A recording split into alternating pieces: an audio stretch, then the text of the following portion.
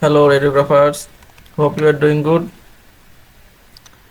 So let's start CT scan of cervical spine. So first register the patient, enter the name, patient ID, sex, male or female, and then age.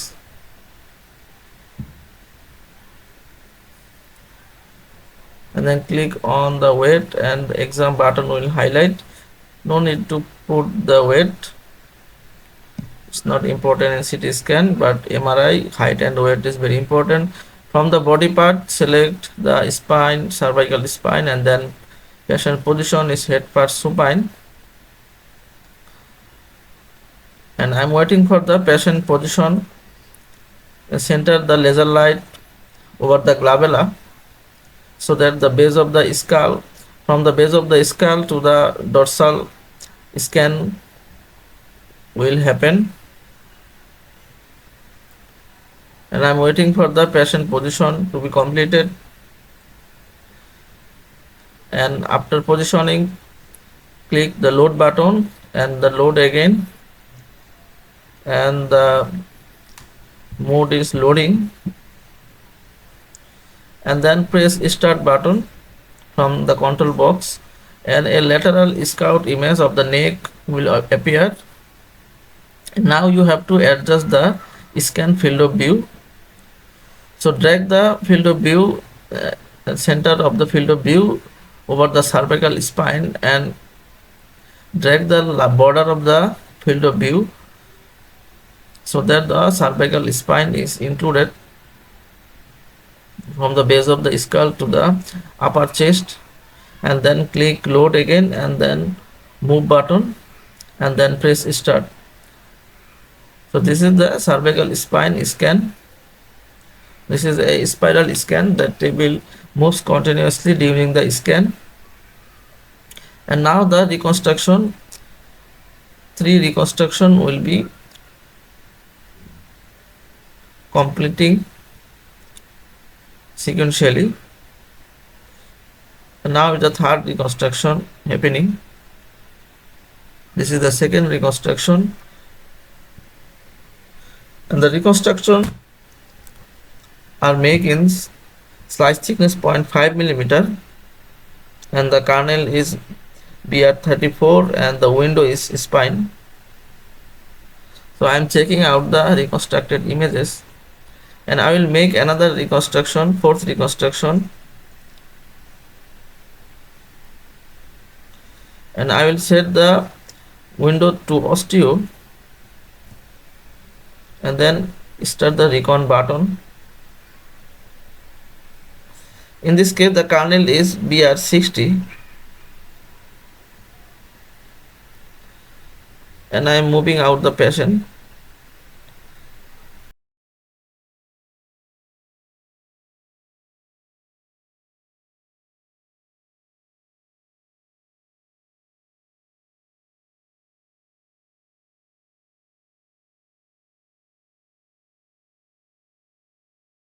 I have just checked the network status that I sent to the PACS or in network, that completed, is not a part of the cervical spine CT. I just check it out. And now from the patient browser, select one series, that is 0.5 millimeter bone window reconstruction. I am checking out them.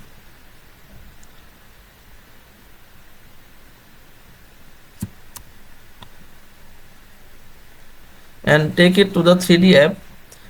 You can see that this is a bone window that I reconstructed last.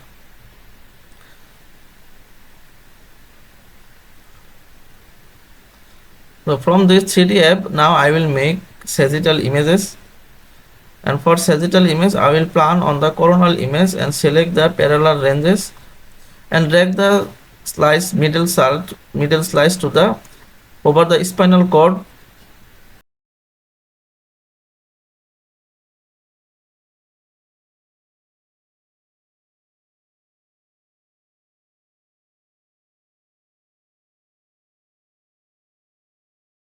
and change the series order, image order, that the first image will be on the right side, and number of images is 19, and click start. So these are the images that I made, sagittal images of cervical spine, and now send it to the filming, and also send this reference image to the filming. And now go to filming and change the layout, film layout to 5:4, so that 20 images fit in the film, including the reference image. So this is the first film of the CT cervical spine, and this is a sagittal one. Also adjust the reference image and give patient information over the film. And again go to 3D app and now make coronal images. For coronal image, plan on the sagittal image and angle the slice parallel to the cervical spine or cervical spinal cord, and drag the slices to cover the anterior part of the vertebrae and posteriorly, so that the spinous process are covered, and angle the slice parallel to the cervical spine or cervical spinal cord. I have taken 19 images and make 19 images for coronal and send it to the film, and also send the reference image. Now go to filming and again change the layout to 5:4. 5:4 layout gives you long segment for spine. Adjust the reference image and print out. Now again go to 3D and now make axial images for cervical spine. For this you have to plan on the sagittal image and angle the slices parallel to the intervertebral discs, and the slices should be covered from the cervicomedullary junction to the T1.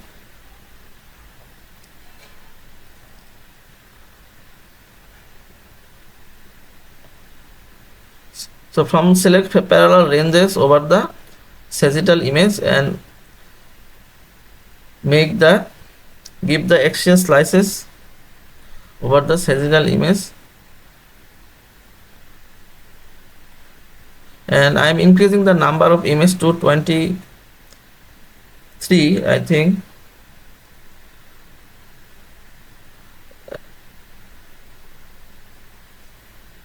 And drag the first slice to the cervicomedullary junction at the level of the atlas, and then click start and send it to the filming, and also send the reference image to the filming. Now I am in the filming, and for axial film I have to change the layout to 4:6, so that 24 images have fit in the film, including the reference one.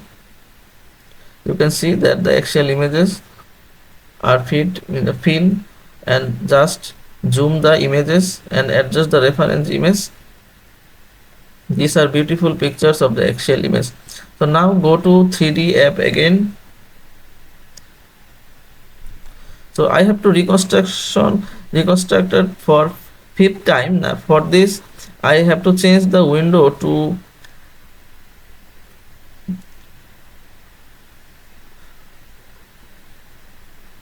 cerebrum, and I will select the kernel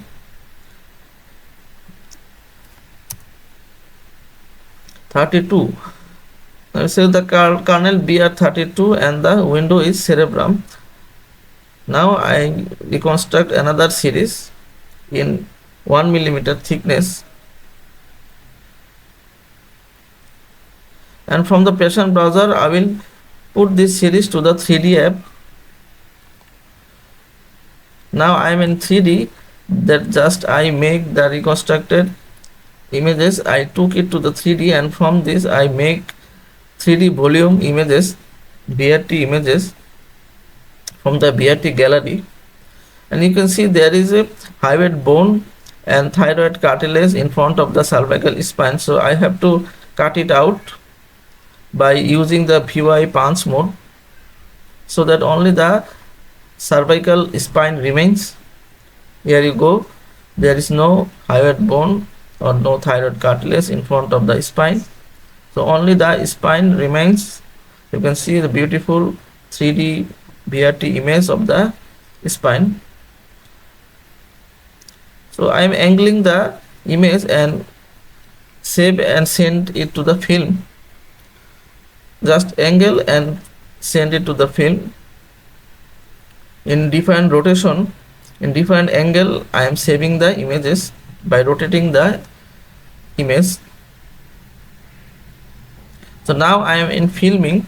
So I have taken 9 images, 3D images, and in the filming I will select the 3:3 format, and I will zoom out, I will zoom in the images so that it looks good.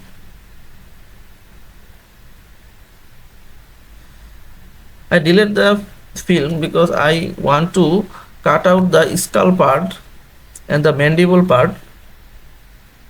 For this I am cutting out the skull and facial part, so that only the cervical vertebra remains. You can see that this is the styloid process from the temporal bone. I am cutting it out by rotating the image. This is, you can see that I am cutting out the styloid process with the temporal bone. Now the posterior skull remains. I will also cut it out.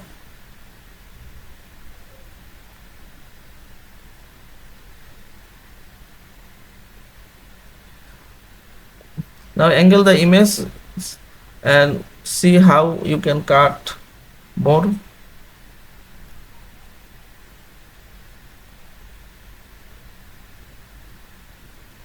So I think that's enough.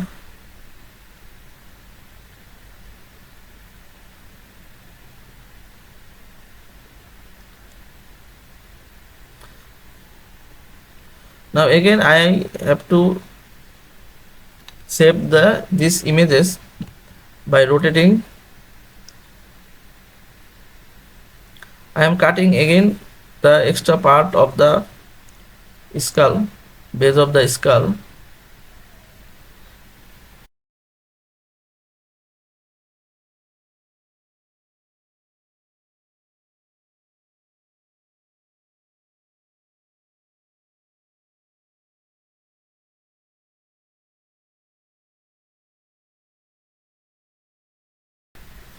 Now rotate the image and save. Rotate and save, rotate and save. I am rotating the image and send it to the film and also saving it.